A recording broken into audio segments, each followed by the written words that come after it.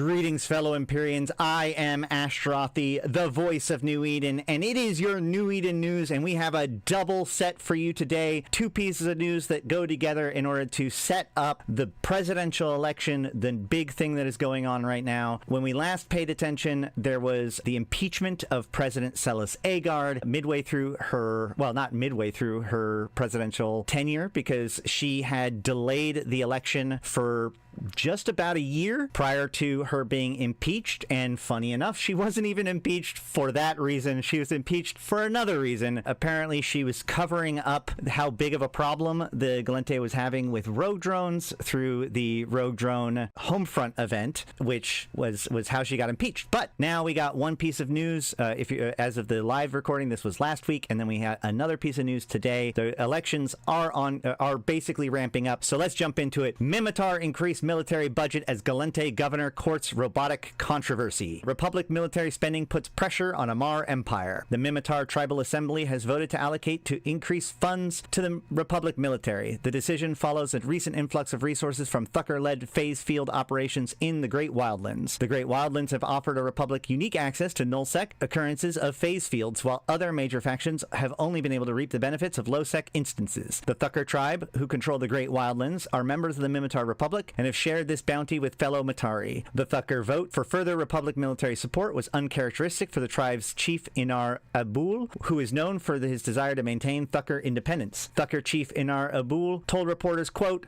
"There has been a growing influence from criminal organizations in recent years, and we have felt that the impact on our caravans. I have come to see the benefits of some, albeit limited, cooperation with the fleet." End quote. News of the increase in military spending has led to unrest in the Amar Empire. House Sorum and Kador have submitted joint petition to the royal court requesting that the empire match the Minmatar's increased investment. House Khanid and Tashmerkon are thought to oppose the suggestion out of concern for economic stress it might place on the empire. Economic analysis from Hedion University has suggested that if the petition passes, it is the lowest echelons of Amar society that are likely to pay the price for this increased economic pressure. While the petition is still under consideration, Empress Caddis I herself has called the vote, quote, "an unprovoked sign of aggression," end quote. Samatar Malatu Shakur has responded that, quote, "the Republic intention to secure growth," dismissing what he calls baseless posturing. Gallente governor says restricting scientific exploration is not the solution to rogue drone emergence. The governor of Boyan's Elix Morio gave a controversial speech at the University of Kali on robotics and AI regulation. The speech, which is rapidly spread across the Gallente Federation, being replayed on hollow reels throughout the nation. According to the governor, our problem is not one of restraint, but understanding the limitations placed on the scientific community by political entities and corporate loyalists that have barred us from understanding the nature of rogue drones. Why do these spontaneous outbreaks of hostile intelligences occur? Why are the intelligences hostile at all? These are not questions that we can answer unless we are free to explore. Alex Morio, a radical believer in the importance of freedom and thought and self-determination, has managed to secure her political position due to overwhelming support from the scientific community, of which she was once a member. She served as an assembly member of her home on the planet of Intaki Prime, as well as the head of a union of scientific researchers within the University of Kali, before being elected governor of Boreans.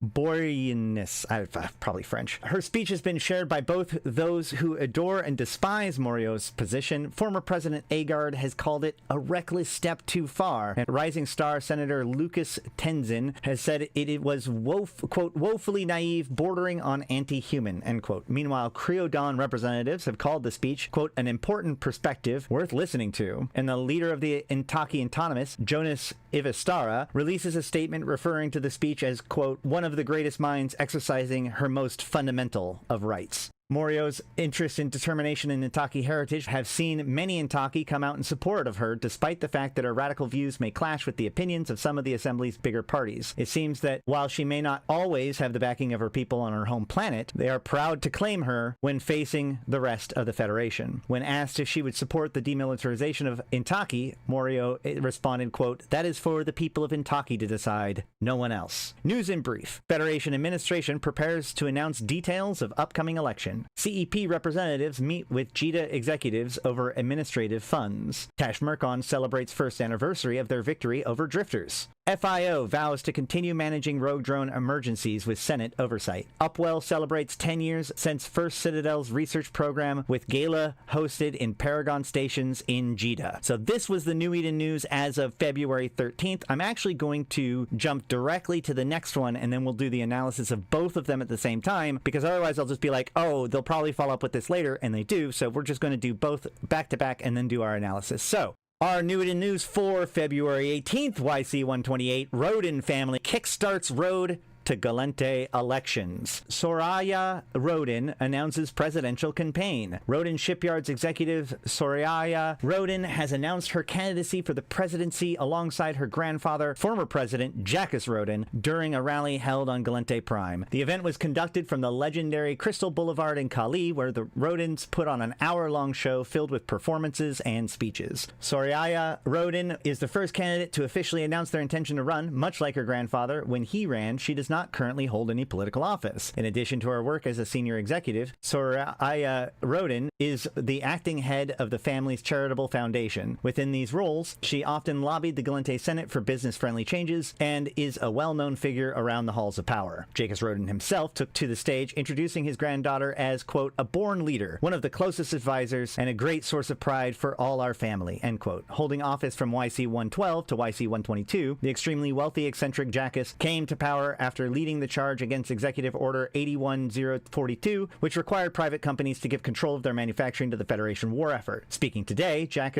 also took the opportunity to attack some of the recent rhetoric surrounding welfare proposals, such as those backed by the rising Senate star Lucas Tenzin. According to the former president, quote, people need someone like Soraya who can see a path to the light ahead, not a hand to hold while they cower in darkness. Soraya arrived on stage to chants of Gallente strength, a reference to her campaign slogan, a return to strength. Her speech focused on an appeal to individual freedom and corporate prosperity. Roden criticized a recent, quote, backlash against corporate excellence in favor of promoting weakness, end quote. While Roden was quick to condemn the former president Agard, she called it a, quote, problem of federal interference, not industrial integrity. Private innovators are the key to dominance over the Caldari threat, end quote. Trillions are believed to have turned in to watch the live holocast, which is sponsored by Quaif. Soraya was also joined on stage by her cousin and current CEO of Roden Shipyards, Miliois Roden. Miliois said of her cousin, quote, no one cares more deeply about the future of this great nation. She has always been able to stoke the fires of ambition in everyone she speaks with, and I cannot wait to see her do it the same for all Gallente, end quote. The Progressive Party, which has plummeted in the polls since Agard's impeachment, is believed to have reached out to Soraya Roden. Jacques Roden's defeated the Progressives as an independent when he claimed election victory in YC-112, but with the party keen to find a new direction, they may just be ready to throw their support behind the latest scion of his legacy. Gallente militia commanders released joint statement of support for, quote, swift and complete restoration of the democratic process. Leaked Caldari reports shows anomalies between revenues received by state versus taxes charged. Conflict on the rise in drone regions as skirmishes break out between Capsuleers. Amar Empire increases military levies on Tashmerkon and Kador. Multi-year investigation into the death of former Interbus CEO Hakuka Peruka ends inconclusively. Large-scale Capsuleers battle in Atioth takes place during raging plasma storm. Keepstar belonging to Test Alliance please ignore, destroyed in Atioth. Starkmanir tribal chief opens exhibit to tribe artistic legacy in Inileti Plains Mobile Museum. RM Artishapur publishes book of interpretations of the scriptures of Genok I. Intaki Autonomous announced their plan to run as an autonomous party in Federation-wide elections. Alleged Intaki Syndicate members arrested by Jeddah security forces to face trial. Minmatar Fleet Alliance announces their return to LOSEC. That is your New Eden news for February 18th, YC-128, and February 13th, YC-128. Now for some analysis. We're going to jump straight over to the first one. This is kind of important because CCP is setting up, they've already said that this is going to be a phase where the empires become like the major actors of the lore and the story. The last few years has been very much dominated by the Deathless and the Drifters and the SSCT and these other major organizations that are not the empires, kind of making their moves and doing stuff. And the empires have been largely in reactionary mode. And CCP has indicated that starting this year, for the next year and a half or so, we are going to have the empires make a much more stronger drive in what is going on within New Eden, especially with the expansion coming in the summer, which will introduce military campaigns, which is kind of an expansion of faction warfare as we know it. So that's what we know is coming, and what this is kind of setting stuff up to. We talk about the empires bringing them to the forefront and the war between them. I'm not going to spoil much right now, but that is absolutely coming to the forefront of both the story we're telling narratively and the flavor of events to come. So Capsulators Day on the horizon. There's going to be some special changes in that you'll see, and a whole host of things leading up to the expansion release later. Yep. I think there's a natural kind of we never branded it as such, but kind of the Deathless Saga is kind of it coming to an end, like rise in power, introduction of new technologies, Zarzak, all of that. And like now this stuff is evergreen. I think we're entering a new, basically multi-year saga maybe in the empires, intrigue, politics, all that kind of juicy stuff. And it'll be bold. I'm sure it'll be controversial, and people will be talking about it. It's going to be fun. Like we want to shake it up a little. Yeah, absolutely. One of the things I do want to point out here, as a player of the game, one of my biggest concerns is that I know that there's been a lot of turnover or whatever in the lore team. They have kind of a new leadership. And so as a person who covers the lore mostly by saying, okay, well, to understand what happens today, we must first start in 2008. You know, that's kind of my shtick. You know, obviously I have a concern that there would be continuity, right? That if there's new people, are they going to properly understand everything that's actually going on? Or are we going to get some retconish continuity errors or not? I don't know if this is one of them yet, but it definitely is one of those concerning moments, because, you know, this stress on the Great Wildlands and how good of a thing this has been for the Thucker, which we see this over and over again in the lore, right? Or in the news recently with the fractures showing up. And we see even here, it says Thucker nomads prosper as rapid response doctrines enable faith field exploitation. In this scope video, we see the headline, Thucker caravans harvest faith fields in Great Wildlands, boosting Republic economy. But we also have like older stuff with the Minmatar back in YC 125, so 2.5 years ago now, when everybody was kind of coming out with their new production capabilities. You know, this is around the time of Homefronts happening. The very thing that got President Agard kicked out, the Automated Industry for Democracy, which is attached to her other legislation, which was when she federalized the industry of the Gallente. Like, that was all. This has obviously been really bad for her. It got her impeached, but the Minmatar's version of this effort, the Itinerant Forge, has gone on mostly uncontested. So we can see that here they've announced this Itinerant Forge project. Midgular says that the Itinerant Forge is a new industrial doctrine using modular machinery that can quickly assemble and be disassembled, allowing us to deploy our best technologies to any colony. Our tribes have worked together to make the traveling infrastructure caravans of industrial ships that will move from planet to planet, ensuring that we'll build whatever we need, wherever we need it. So they built this significant infrastructure for their own industrial capabilities. And unlike the Gallente's effort, this one has not been contested or done poorly. In fact, there's only a few instances of it even coming up after this point, one of which is industrial output of Minmatar Republic projected to rise at significantly higher rate due to Itinerant Forge project. And this is from a couple days after the announcement. And by and large, the Itinerant Forge project has kind of faded into the background, or at least has not been making large news. But when we combine that with this stuff, we can see that the Republic, this is the Republic Ascendant, which is something that has basically never happened in the lore. The story so far has been that overall, with the different empires and where they're at, the Minmatar are very much often shown as like the weakest one. They're a fledgling empire compared to the other three, and like the entirety of the Empyrean Age, like the catalyst of the Empyrean Age, was the idea that like the Minmatar Republic was so poor at actually like providing governance for their own people that Skarkon rejected the Minmatar and joined the Angels because the Minmatar weren't doing enough. The Minmatar have always been in kind of this economic or military weak position, although everybody's been struggling, right? The Caldari have had a really rough time economically. The Gallente, of course, has been going through some stuff, especially with the impeachment of the president. But the Republic has been kind of stable, but now is doing really well. They have a massive industrial effort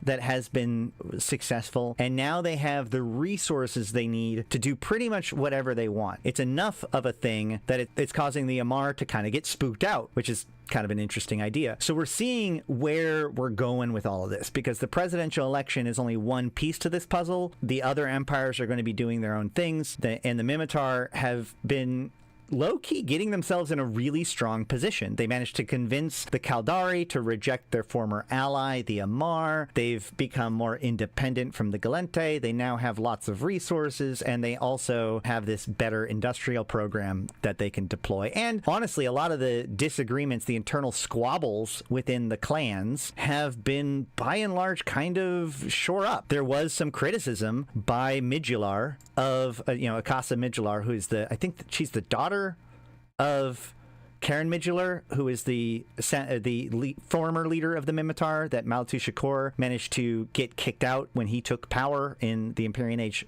book. Her daughter is now the head of the Verrocchio tribe, and she was becoming critical of Malatu Shakur, but after this, they've seemed to be kind of, I'm not going to go with friends, but like she's been significantly less critical and more supportive of the Shakur regime, as it were. So we're seeing a lot of like agreements within the Minmatar where they're usually a little bit fractured within. Wait, what? Oh, I'm sorry. You're right. I read this wrong. You're right. Midullar's the Sebister chief. The Verrocchio chief is this name, who I'm not going to try to read. What the hell happened to my phone? Why is my phone exploding? No good reason. Got it. All right. This is very interesting for the Minmatar. Why did I bring up that whole thing about the lore and continuity then? Because the problem with this is that this whole paragraph suggests that, oh, look, the Minmatar Republic have control over nullsec space, right, through the Great Wildlands. The Great Wildlands is an area that's owned by the Thukker, and the Thukker is one of the tribes of the Minmatar, but they've always been kind of a little bit on the outskirts. A few years back, the Thukker did like formally rejoin the Republic, as it were,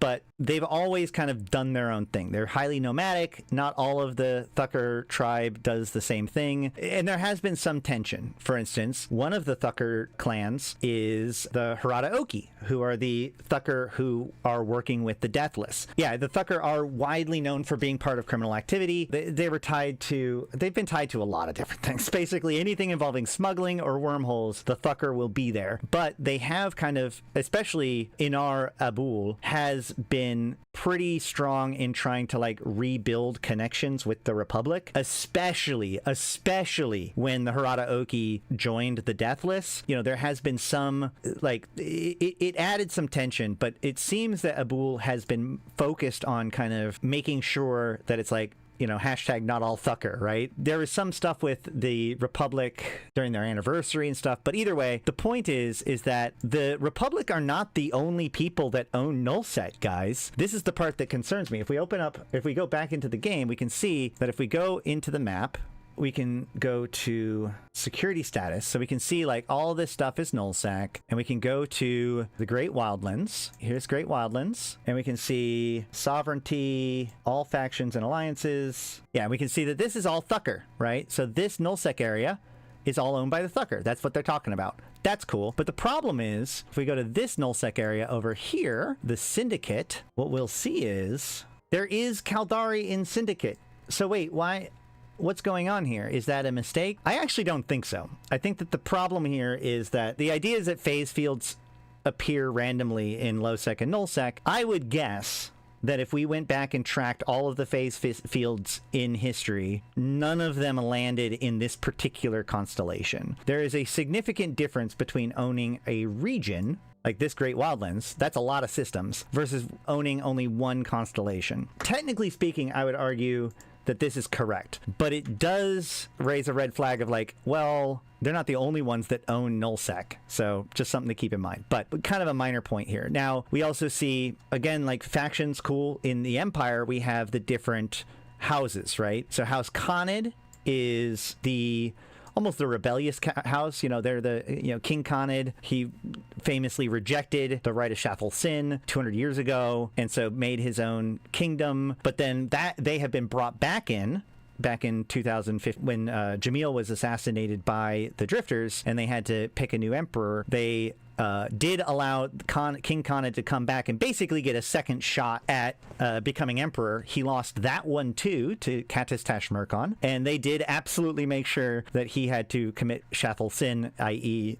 get destroyed by orbital laser fire. There is some suspicions about the king, like the replacement, the heir being a clone. Don't worry about it. The point is that the Khanid would be like the Thucker of the Amar houses. And Tashmerkon is interesting here because Tashmerkon is, of course, the Empress's house. We see historically that Katis Tashmerkon, especially during the invasions, restructured how the Empire built its navy, putting a lot more focus on the individual houses to own their own territories. And when she did that, she made sure that Tashmerkon and I can't remember the other group, ended up having, I thought it was Khador, had the least amount of like territory to hold on to, the least amount of resources to uphold. And so she basically kind of put extra pressure on her political enemies and, extra support to her own side, kind of low key. That's not the only thing she did in that way, but that was one example of it. So here, with this funding, I find it interesting that Tashmerkon,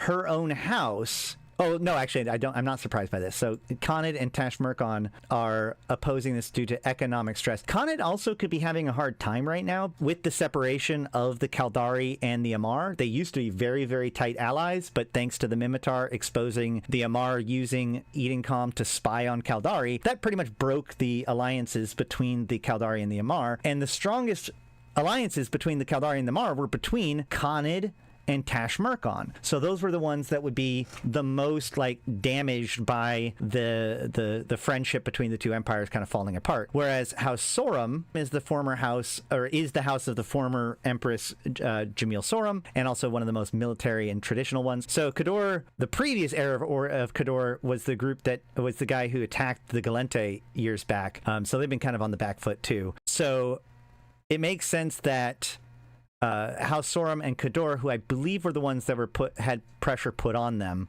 would be the ones asking for increased investment by the royal court, with Khanid and Tashmerkon being the ones that oppose the suggestion. Now we can see in today's news, though, Amar Empire increases military levies on Tashmerkon and Khador.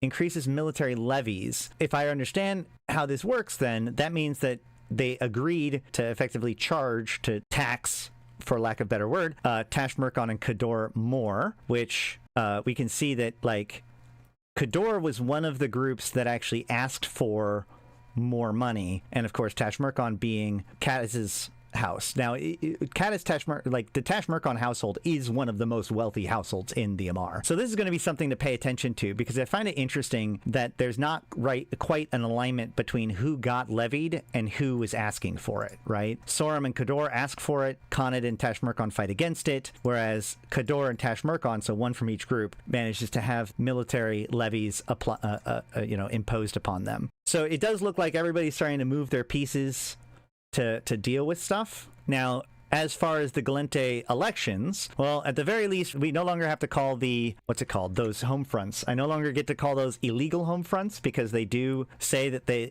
FIO vows to continue managing rogue drone emergencies with Senate oversight. So that means that the emergency aid home front for the Gallente is not invalidated, which was something that we were watching pretty closely to see whether or not this was going to influence which home fronts exist. They've kind of set that up to make it so that they don't need to make that change. So there has been this talk about rogue drones and stuff, especially after the Aid Act was passed, the Automation and Industry Act was passed, where the FIO raided the University of Kali. The FIO has low-key been doing a lot of study, or looking into, the Federal Intelligence Office has been doing a lot of looking into this whole rogue drone stuff already. So I do find it interesting that they are the ones specifically that are now managing rogue drone emergencies with Senate oversight. FIO is, of course, the Federation Intelligence Office. It is also where the Black Eagles are, which are the kind of the secret Black Ops, CIA-esque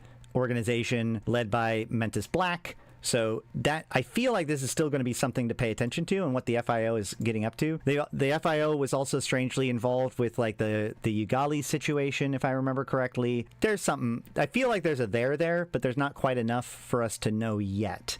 But what we do see is we're starting to see a little bit about who is that's going to be running for office, right? So we're starting to see some names pick up. We have this Alex Morio, which I don't know if we've ever seen her before either. Let's double check. One of the news in brief was actually based on a forum post by the faction warfare militia people. Yes, correct. The thing about the militiamen vowing to secure the election, the Gallente, several Gallente RPers have announced that they are, as soon as the election like started, when she was impeached and there was a new election being talked about, like they jumped on that real quick. So yeah, that's absolutely true. This is the first time that she's ever been mentioned. So she's a new character being brought in. So that's something to pay attention to. What's interesting about her, low-key, the thing that is the like really in focus when it comes to this election is Intaki itself, right? There's the rogue drone stuff and why she got impeached and all that stuff. That's a big deal. But Intaki is the big deal because Intaki used to be part of the war zone and so has been fought over for a long time. The Intaki people are probably the most independent of all of the members of the Federation. The actual federal charter gives the Intaki a lot of extra privileges versus like say the Manar for their own independence. And so it was a really big deal when in Uprising, Celis Agard took the extreme action of taking Intaki off of the war zone and making it into the headquarters for the Gallente faction warfare operation, right? And raised Intaki's security status from 0.4, I think it was, to 0.8. So that was an incredibly controversial move. There's been a lot of talking about that, and of course there's a lot of people within the Intaki that were not happy about that. We actually see a couple of people coming out of this. We have this person, the new person, 0.1 to 0.6. Was it 0.1 to 0.6? Okay, I'm sorry, you're right. So like she is Intaki, but they've kind of put her not necessarily as like the Intaki candidate, because we also see over here that the Intaki Autonomous announced plans to run as autonomous party in Federation-wide elections. It seems like if she runs, which she may not, she may just be a supporter of it, then she's going to possibly be running against a different Intaki person. You know, she may call for more restraint, whereas the Intaki Autonomists will call for, you know, Intaki potentially even leaving the Federation. So that might be an interesting question to be, you know, dealt with. But also, we have, of course, Rodin's granddaughter running. Rodin has a long history with the, you know, he's very powerful. He's a Capsuleer. He was the president of the Federation during Templar 1. I find it interesting because, like, I don't think she's ever been mentioned either. I was kind of joking around earlier that, like, this is the first confirmation of a Capsuleer with a child. Now, obviously, Rodin could have had a kid. Yep, it's the first time she was ever mentioned too. So Rodin could have had a kid before he became a Capsuleer. We don't know for sure. Rather than Rodin himself running, it's his granddaughter, which is fine. But it does bring up an interesting point, which is that there's two different kind of contention here. We have this Intaki lady versus the Intaki Autonomists, which might be in contention with each other. But then we also see Creodron. So we have a kind of a corporate discussion, right? Creodron is the corporation within the Gallente that was founded by Old Man Devereaux, who is the guy who built the Old Man Stargate. He went on to create his own drone automation company, Creodron. So obviously Creodron will be very much on the side of like pro-drone, pro-automation technology. And of course, Rodin's Shipyards, is another corporation within the Gallente Federation. And so there could be being 3 generations in, likely before the advent of Capsuleer clones. Good point, Malak. But my point is that we're kind of setting up a potential contention between Creodron and Rodin. However, so what's kind of hard to pull all this apart is the fact that Rodin here doesn't state their position on the AID Act, which, remember, Automation and Industry in Democracy Act is the thing that has led to the increased rogue drones in Gallente space. It is also the thing that ultimately led to the president's impeachment. So they don't actually speak out directly towards that I see here. But I would assume that if they do, that would put them in direct contention with the University of Kali and Creodon. So we're going to have to pay attention to that as well. We do see Speaking today, Jacques also took the opportunity to attack some of the recent rhetoric surrounding welfare proposals, such as those backed by rising Senator star Lucas Tenzin. Lucas Tenzin was the guy who Evershore Senator Tenzin calls to revoke of Aid Act amidst rising unemployment, and then also he is the one that ultimately did the impeaching. The trial was rushed through following an impassioned speech by Senator Lucas Tenzin. So we basically know that Tenzin is running for office, right? Following the publication of these findings, Senator Lucas Tenzin of Evershore calls for an immediate impeachment trial based on the misuse of the Aid Act and the covering up of stuff. Instead, Agard ordered the Federal Intelligence Office to hire Capsuleer Aid in covering up these events. So yeah, the Federal Intelligence Office were already tightly connected to this whole rogue drone issue. But we see also, here we have Rodin Shipyards launches charitable campaign for victims of the Aid Act. And there was another one where, long been a critic of the Aid Act, he's achieved soaring popularity in Evershore District after expanding welfare opportunities to those miners who lost their work as a result of increased automation. So the issue is, do we have a candidate from Raytheon Technologies or Northrop? Rodin is Raytheon. No, kind of?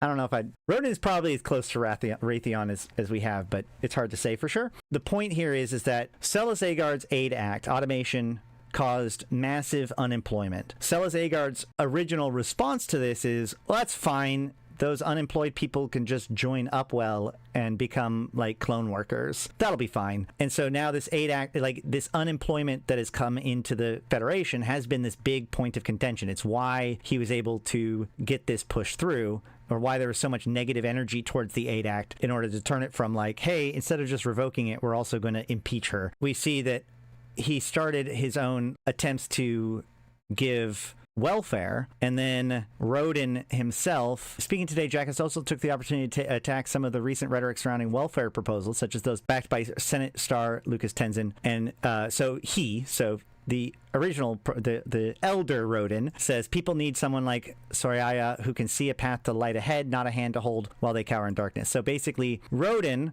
would much rather make sure everybody's nice and industrialized rather than give them welfare, which, I mean, fair enough. Cool. We're starting to see where the points of contention in this election are going to be. Lucas Tenzin is probably one of the bigger up-and-comers when it comes to this election. Rodin directly attacks them. There's this issue about rogue drones and Creodon, although they don't directly address that. And of course, what's interesting about this is that Rodin Shipyards launches charitable campaign for victims of the Aid Act. So Rodin is doing his own charity for the victims of the act while criticizing structured welfare programs. So that's, I guess, interesting.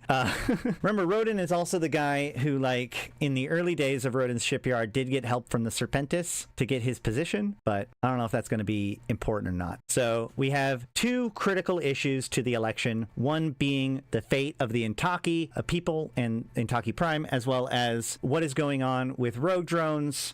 Actually, three things, I guess. So you've got Intaki, you've got rogue drones, and you've got the welfare programs, especially in Evershore. Those are going to be those are kind of the three emerging things to deal with the election. Now, is any of this going to matter? Still don't know. Is there going to be an event? I don't know. Are we going to be allowed to vote? I sure as hell hope not. We're not Gallente citizens. Are we going to be able to influence the election in one way or another? We'll have to see. But this is where we're going. This is, it's starting to ramp up. We still do not have any dates, though. Prepares to announce details. Never actually does announce details. But we can officially say that the Gallente presidential election cycle has fully begun. We may see other people throwing their hat in the ring soon, but we at least have one confirmed and I think two probable contenders for the position. I do think it's interesting. So here in this one, we see CEP representatives meet with JITA executives over administrative funds, and then that follows up directly with leaked Caldari reports shows anomalies between revenues received by the state versus taxes charged. This is something that has been kind of low-key simmering for a while. Ever since the JITA 4.4 reconstruction, the Guristas revealed a bunch of information about like malfeasance within the within economics. One of the big things was like the Caldari suffered the worst during the Triglavian invasions. They lost the most systems. They had the worst responses. And the accusations by Guristas and others was that the reason why this was because a lot of the funding for the military was actually being shunted off to members of the PKN. So the people that were doing JITA 4.4 and stuff. And so like this idea of anomalies within the record keeping in Caldari economics has been kind of this issue for a while. It's one of the reasons why Caldari State has had a lot of protests recently. So we'll see if this ends up bleeding into something important too. This one is just player stuff. This is fun. So during the events leading up to like Shadow Wars and stuff, when the Amarr built their transmuter on Turner, there was this big contention. You know, Concord's at their weakest point like ever, and there's this contention behind like, so the Amarr just deploy these stellar transmuters in Egmar, Vard, and Turner, and the Amarr try to block any effort to like help out the people there, get them out, you know, all that stuff, including this brings Interbus into the focus. Interbus was a major group of Concord. Interbus manages all international trade or inter-empire, interstellar trade within the cluster. But as there was this like, they were arguing over whether or not Interbus should be allowed to help with rescue efforts in Turner. They were arguing about that at Concord when mysteriously the CEO of Interbus has a heart attack and dies, is quickly replaced by Alexander Ducassi, who's the current head of Interbus, who then immediately restructures Interbus to be Paragon and Evermore, and within a couple of days releases Iris, their artificial intelligence manager of the Paragon stations, which means that clearly they had Iris prepared. There's no way he could have, like, in 3 or 4 a week, you know, whatever, 3 or 4 days or a week or whatever, have all of that stuff ready to go if it wasn't already ready to go. So there's been this suspicion around what happened. As soon as the Amarr are mad at them, lo and behold, oh look, a heart attack. Too bad. We can already replace him. We can already set things up the way that we want it to be, so on and so forth. And so this has been kind of a contention for a while, and now the investigation has ended inconclusively. I find it fun that CCP even puts this note here, because it feels to me like there's a lot of little things in here that seem to be sprinkled in as a way of being like, hey, remember this point. Again, it goes back to the idea of like, is the lore continuity going to be preserved? And I feel like some of this stuff does point out the fact that, yes, they have these things in mind. That's good. Like, potentially even this is tied back to the previous events and stuff, and then this is tied to what happened a couple years ago. I feel like even this is tied to previous events, but I'm not 100% sure. There's been a lot of stuff about, very little said about Air and all this. Yes, Air is so happy to not be in the limelight. There has been a lot of focus in the Minmatar about archaeology and like restoration of cultural information, you know, stuff. So this seems pretty cool. So the Starkmanir was the lost tribe of the Minmatar. They're still rebuilding their cultural significance. So this is cool. I don't know. Has this been mentioned ever before? I actually didn't know this. Matar's remote Trondahar Valley region. Yeah, here we go. The Eneti Plains is near the Trondahar Valley region. This is obviously something that I'm going to have to pull apart. So that's a whole thing. For his part, Abel Jarek denies fleeing anywhere. Okay. I feel like this is tied to a bunch of other previous stuff. And then Aram Ardashipur. Ardashipurs are traditionally like the most traditional of the Amarr houses. Ginok the First is one of the original like leaders of the Amarr faith. Deno Gainok was an Amarr prophet and the first recorded leader of the Amarr people following the collapse of the Eve Gate. So we're talking about, like, when they say this is interpretations of the scriptures of the earliest writings of what is now seen as the Amarr Empire. I wonder if pirates will play any role in the new war campaigns. Are they functionally intertwined with the militias after all? We'll have to see, right? Like, they'll probably have reactions.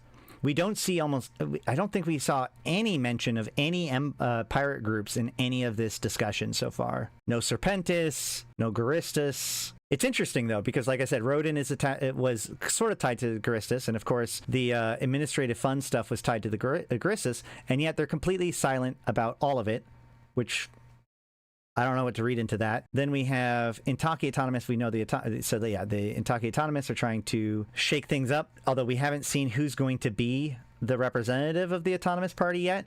We do know that Suvio Belleron, he was associated with the Intaki, but I don't think he was Autonomous Party. We'll have to look into that more too. And then alleged Intaki Syndicate member arrested by JITA security forces face trial. So this happened earlier? This is also one that I feel like this happened and we paid attention, like we saw it, but we moved on? Wasn't there arrests in JITA recently? Not that one. Not Leopold. I'm not talking about Leopold. What is the Intaki? So it is worth noting. So the Intaki Syndicate does have. No. Is this saying? This is not saying that they got arrested today. This is saying that the ones that got arrested face trial, which implies to me that they were arrested earlier. What's interesting about this is. So we're looking at the anomalies in the economics or the states and taxes. And as we mentioned earlier, the Intaki Syndicate actually gifted the Caldari that territory within the Intaki, within the Syndicate constellation. So they do have strong connections now. Caldari State solidifies presence in Syndicate with 3 Navy stations. Caldari State forces establish new protectorate in the Syndicate constellation. Transfer to Caldari State sovereignty. We see Caldari forces have taken full control of the constellation of DS Tech M4Q, according to reports within the Syndicate region, in apparent agreement with the Intaki Syndicate following an emergency update to Concord Assembly. Caldari forces executed this operation with the full cooperation of the Intaki Syndicate. On behalf of the Chief Executive Panel, I have signed a treaty of protection with the Intaki Syndicate and negotiated for the wise partnership of Governor Sylphid and Diabel of Poidat. The Caldari State undertakes the securing the ongoing independence of the station owners and system governors of the Intaki Syndicate, in return for which we've been granted colonial rights. So yeah, they just said, we can have territory and we're just going to guard them. It's interesting that the Intaki Syndicate got some people arrested in JITA when there are partnerships right now between the two. If anything, more low sec will push JITA even more, like what happened with the Amar market after Niarja was gone. I don't agree with that. Well, like the Niarja going down helped Dodixie, and actually in a lot, that would be an interesting thing to pay attention to, is to see how the fall of Niarja impacted the trade volume of Amar. And Gallente. Oh shoot! But the point is that CCP Okami on the Oz show definitely look. Any of you guys who feel warm and fuzzy about your stability of HiSec right now and all of its trade routes and all of the interconnections between the different empires, you may want to get yourself a little security blankie, because it's spooky. This reminds me actually, like I said, I haven't actually watched the full Oz thing, but I have heard some notes from it. But people were talking about how like CCP Okami was talking about like shifts in like things like HiSec, right? And it reminded me of before the invasion, Chapter 3 happened, during the Invasion World Tour, Hilmar was talking about how the world was too static and how they're going to shake things up, even if that means taking away belts or, you know, whatever, or even stars. And nobody took it seriously. And everybody kind of like mocked me for pointing it out or whatever. But then the Invasions Chapter 3 happened, and lo and behold, we started taking away stars. So this is definitely, like, I would not brush aside these accusations. Your security of HiSec is definitely in question. Just throwing it out there. And then, of course, Minmatar Fleet Alliance player-built stuff, so that's fine. I really want to know more about this Intaki getting arrested. I'm going to have to go back. We're just going to have to go back for the last year and do a whole episode about kind of some of the fallout from this stuff. But for now, I think that's all of my analysis for this. Is there anything else I missed? I think we're just going to have to see where things go. But looks like things are happening. That's it for today's analysis. I know it's a little bit scattered today because this is all breaking news stuff and we're trying to piece everything together. So make sure to like, comment, and subscribe to the channel, so that way when we go back through all of this stuff and dig through it a little bit more, you will be there when we pull it all apart, and of course when the elections happen as well. Also, make sure to join the Discord. We discuss EVE Online and other games and stuff like that. You can come on, hang out, see what's going on, and get the latest news for my channel there. He's talking about new gates and some gates being destroyed and even possibly new stations. Yep, it could be spooky. I mean, I would not be surprised if certain empires became islands to each other. You know, there's been years ago there was a big blockade between the Caldari and the Gallente, but it didn't actually have any impact in game. I expect that they would love to see being able to do stuff like that for realsy, and these are probably going to be temporary situations, but it's just, I'm just letting you guys know, like, be ready for the universe to become significantly more dynamic than it used to be. what dynamic mean? In other words, things can change, right? Like right now, every Stargate, you know, is kind of where they are. Every belt is where they are. A lot of, you know, today there's the number of jumps between Dodixie and Jita is the same today as it was yesterday, and you can pretty much be agreed that tomorrow is going to be the same. You know, they did kind of make some interesting threats against Jita itself, but you know, who the hell knows, right? I'm just saying now more than ever, it's time to be paying attention to the news, because if you don't, you'll get caught out. There should be links down below. You know, join the Discord. Also, make sure to use the buddy code if you haven't already to get your 1,000,000 free skill points. This is very interesting to us. And of course, with the presidential election coming, we're going to be keeping very tight tabs on that, as well as all of this other stuff as we lead towards, because remember, the presidential election basically leads directly up to FanFest, which leads directly to the summer expansion with military campaigns. So a lot to pay attention to, a lot to focus on, and a lot to get ready for. Thank you guys for coming. Like, comment, subscribe. I've been Ashtarothi. I've been playing this game since 2010, talking about it since 2012, and I'm here to put even into context for you, my fellow Empyreans. Thank you so much, especially my Immortal tier supporters, 745 MPSI, Arydanika the Queen, Bad Boy Smooth, Ebo Elite, Erladis, Elange, Flash Gordon, Grims, May, Malak Starfire, Malin, Mercuton, Mayak, Michael, Neelam, LM1, Sheesh, Susuro, Thrans, and Rid. Thank you guys so much, and thank you all for watching. If you want to, please consider, like I said, subscribe to the channel. That helps a lot. Like the channel, like this video. That helps a ton. But if you can, consider becoming a member or a patron, because that's what lets this channel exist, to help out players know more about EVE Online, because I believe that a better player base, more informed player base, makes a better EVE Online. Until next time, I've been Ashtarothi, the voice of New Eden, and I'll see you in space.